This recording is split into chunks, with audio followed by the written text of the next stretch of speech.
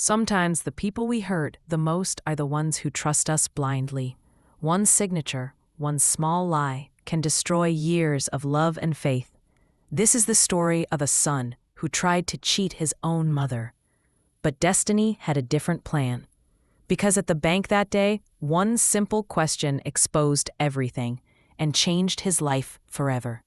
This is A Mother's Signature, a story about guilt, forgiveness, and the power of truth. It was a quiet morning at the city bank. The queue was long and the air smelled of old paper and coffee. Among the crowd stood a young man named Ryan, nervous and impatient. He held a withdrawal slip tightly in his hand. His eyes kept shifting toward the manager's office. Ryan was desperate.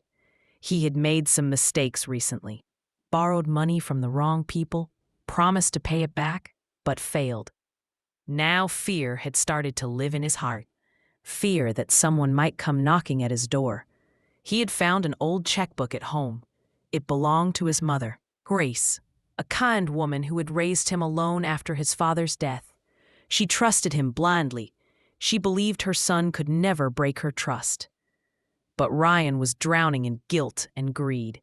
He convinced himself that he would return the money soon, so he forged her signature, a single line that would soon change everything. At the bank counter, the cashier looked at the signature and frowned.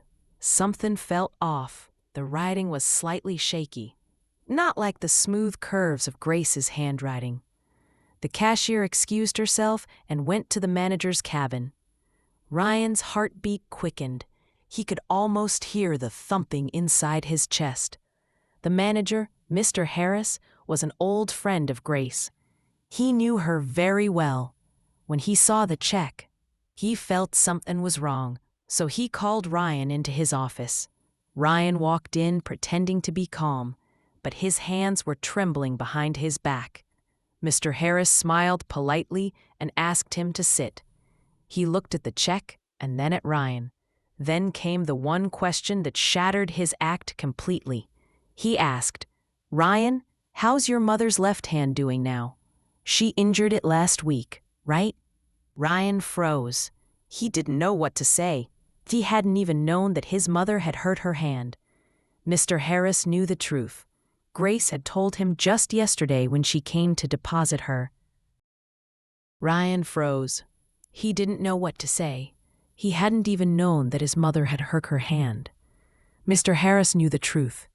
Grace had told him just yesterday when she came to deposit her savings. Ryan's silence told the whole story.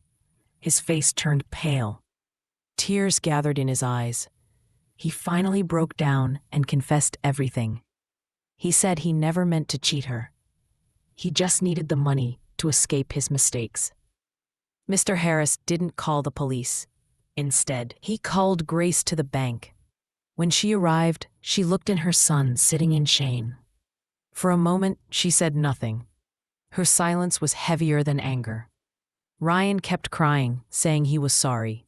Grace didn't raise her voice.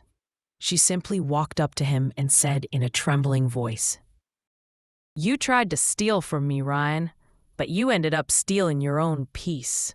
Those words cut deeper than punishment. The entire bank went silent. Even the ticking clock on the wall seemed slower. Grace withdrew her check and tore it in front of him. Then she placed her hand on his head. "You don't need to forge my name to survive," she said. "You only need to rebuild the trust you broke." That day changed Ryan. He spent the next few months working hard, repaying every penny he owed. And more than that, he worked to regain his mother's faith. Years later, he became a manager at the same bank. People respected him for his honesty and kindness. Every time a young man came with a desperate look, Ryan remembered the day he forged that signature and the one question that saved his soul. Moral of the story: trust is like glass. Once broken, it can be repaired, but the cracks will always remind you of what you lost. Honesty may hurt for a moment, but lies hurt forever.